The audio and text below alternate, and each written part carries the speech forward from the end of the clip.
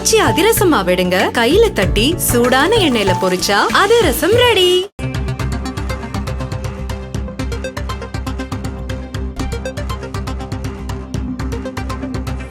முதல்வர் மு.க. ஸ்டாலின் தலைமையிலான அனைத்து கட்சி கூட்டத்தில் மக்கள் நீதி மய்யம் கட்சியின் தலைவர் கமல்ஹாசன் பேசி வருகிறார். அதனை பார்க்கலாம். சிறப்பு தீவிர வாக்காளர் திருத்தம் தொடர்பாக அனைத்து கட்சி கூட்டத்திற்கு ஏற்பாடு செய்திருக்கும் மாண்புமிகு தமிழ்நாடு முதல்வர் திராவிட முன்னேற்ற கழகத்தின் தலைவர் சகோதர சகோதரிகளே, உங்கள் அனைவரையும் வணங்கி, மக்களாட்சியின் அடித்தளமே வாக்கு உரிமைதான். 18 வயது நிரம்பியவர்கள் அனைத்து இந்திய குடிமக்களையும் வாக்களிக்க செய்ய வேண்டும் என்பதுதான் மக்கள் நீதி மய்யத்தின் நோக்கம். எனவே தகுதியுள்ள ஒருவரின் பெயர் கூட வாக்காளர் பட்டியலிலிருந்து விடுபட்டு விடக்கூடாது. வாக்காளர் பட்டியல் சரிபார்க்கப்பட வேண்டிய அவசியம்தான். ஆனால் சிறப்பு தீவிர வாக்காளர் திருத்தம் ஏன் இவ்வளவு அவசரமாக செயல்படுத்தப்படுகிறது?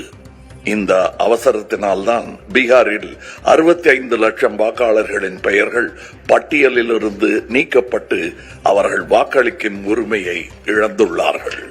தமிழ்நாடு, கேரளா, புதுச்சேரி, மேற்கு வங்கம் உள்ளிட்ட 12 மாநிலங்களிலும் மட்டுமே சிறப்பு தீவிர வாக்காளர் திருத்த பணிகளை மேற்கொள்வதன் உள்நோக்கம் உண்மையில் வாக்காளர் பட்டியலை சரி செய்வதா அல்லது வேறு ஏதேனும் உள்ளதா? இந்திய தேர்தல் ஆணையத்தின் மீதான நம்பிக்கை வரலாற்றில் இல்லாத அளவுக்கு குறைந்துவிட்டது. கர்நாடகா, மகாராஷ்டிராவில் வாக்கு திருட்டு சம்பவங்கள் தொடர்பாக எழுந்த நியாயமான சந்தேகங்கள் இதுவரை தீர்க்கப்படவில்லை. வாக்குச்சாவடிகளில் பதிவு செய்யப்பட்ட சிசிடிவி காட்சிகள் வெளியிடப்படுவதில் ஏன் தயக்கம்? அலுவலர்கள் சென்றபோது வீட்டில் ஆளில்லை என்று கூறியோ, அபத்தமான காரணங்களை தெரிவித்தோ தகுதியுடைய ஒருவரின் பெயரை கூட பட்டியலில் இருந்து நீக்கிவிடக்கூடாது. சிறப்பு தீவிர திருத்த பணி வாக்காளர் பட்டியலில் உள்ள குறைகளை தீர்க்க வேண்டும். மேலும் புதிய பிரச்சனைகளை கொண்டு வந்து விடக்கூடாது. தேர்தல் ஆணையம் மீதான அவநம்பிக்கை ஜனநாயகத்திற்கு ஆபத்தானது. நடுநிலைமையுடன் செயல்படுகிறோம் என்பதை நிரூபிக்கும் பொறுப்பு தேர்தல் ஆணையத்திற்கு உள்ளது.